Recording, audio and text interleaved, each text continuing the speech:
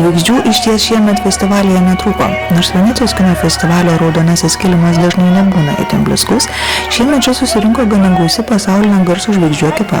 Festivalį aplankė Angelina Jolie, pristačiusi dramą Marija, Judas Law su filmu The Order, Nicole Kidman pasakoja apie filmą Baby Girl, už kurį gavo geriausios aktorės apdovanojimą. Ir žinoma, gausus gerbėjų būrys džiaugiasi sulaukę šmaikščių aktorių dueto Brado Pitto ir George'o Clooney ir filmo Vilkai.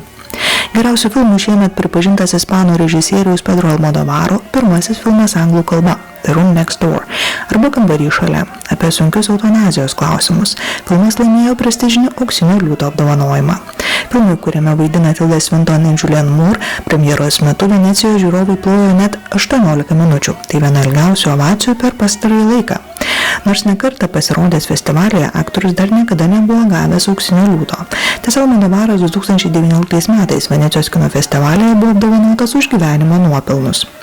Geriausio režisieriaus apdovanojimą festivalyje, kurio žiūri šiemet vadovavo Isabelle Huppert, laimėjo amerikietis Brady Colbert už savo 3,5 valandos trukmės filmą Brutalistas, kuris buvo nufilmuotas 70 mm juosta. Filmas pasakoja epinę istoriją apie Vengrijos holokaustą išgyvenusi žmogų, kurį vaidina Adrianas Brody, siekianti kurti savo gyvenimą Jungtinėse valstijose. Šiemet festivalis jau 81-asis, kaip ir kasmet, šis kino renginys sutraukia gausią žiniasklaidos ir kino gerbėjų minią. Be pagrindinės programos filmų ėmė gausu ir kitų nemažiau įdomių paralelinių programų. Prieš keletą metų programos Horizontai pagrindinį apdovanojimą yra pelnęs ir lietuvių režisierius Laurynas Bareiša ir jo filmas Piligrimai.